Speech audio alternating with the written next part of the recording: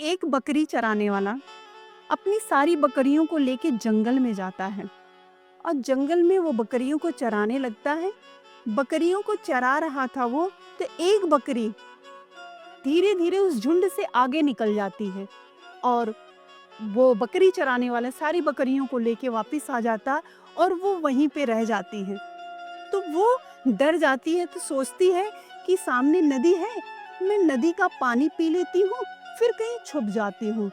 तो वो जैसे ही देखती है, नदी के पानी को पीने की कोशिश करती है, तब तक पीछे से इतनी दहाड़ सी आवाज आई।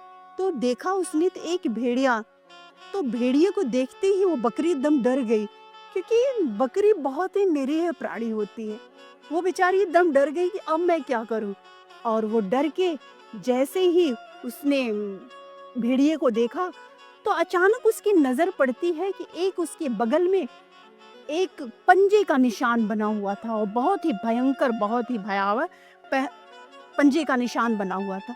और पंजे के निशान को देखते ही वो उसके अंदर एक आइडिया आया और उसने कहा कि उस भेड़िए से बोली कि देख रहे हो ये पंजा, ये इसी ने मुझे यहाँ पे रख के गया है, अभी वो आता ही होगा, मेरे पास ना आ जाना। और जैसे ही भेड़िए ने उस पंजे को देखा, वो डर के, सचमुच वो डर के भाग गया और भाग गया। तो ऐसे तो वो बकरी सोचती, अरे वाह, इस पंजे में तो बहुत ही दम है। फिर इसके बाद वो तब तक जो है दूसरे जानवर आ गए और दूसरे जानवर आके फिर उसके ऊपर अटैक करने वाले थे। तो उसने कहा, रुक जाओ वहीं पे, तुम ये इस निशान को देख रहे हो, ये मेरी रक्षा कर रहा है, अगर तुम यहाँ पे आए तो ये तुम्हें छोड़ेगा नहीं। तो जितने भी जानवर ऐसे आते गए और उस पंजे के निशान को देखते और वापस चले जाते थे।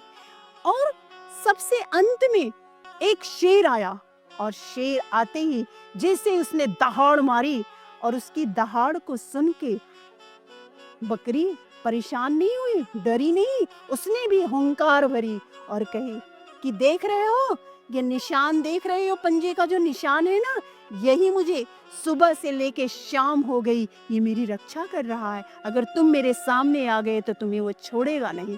अब शेर आश्चर्यचकित कि अरे, ये ये तो मेरा ही निशान है, मेरे ही पंजों का निशान है, और ये बकरी मुझे देख के, तब उसने कहा कि अब निर्भीक हो जाओ। बकरी से बोला कि निर्भीक हो जाओ, अब डरो नहीं, अब किसी की हिम्मत नहीं है कि तुम्हें कोई छू सके।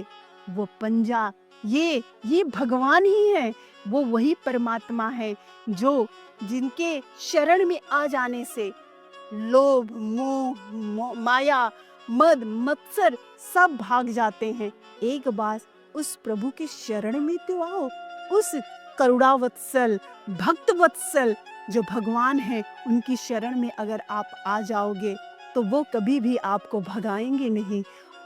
पंजा यानी हम उस परमात्मा के अधीन हो जाते हैं, अगर उस परमात्मा के शरणागत हो जाते हैं तो कभी भी हम लोगों का परित्याग नहीं करता है। वो चाहे काम, निष्काम, चाहे जिस तरीके से उस प्रभु का नाम अगर भजोगे तो परमात्मा तुम्हें अपनी शरण में ले लेगा, क्योंकि प्रभु, वो परमात्मा भक्त के अधीन है। और आज तक कहीं ये देखा नहीं गया है कि जो भी व्यक्ति प्रभु की शरण में चला गया है उसका पतन हुआ हो। जय श्री राधे।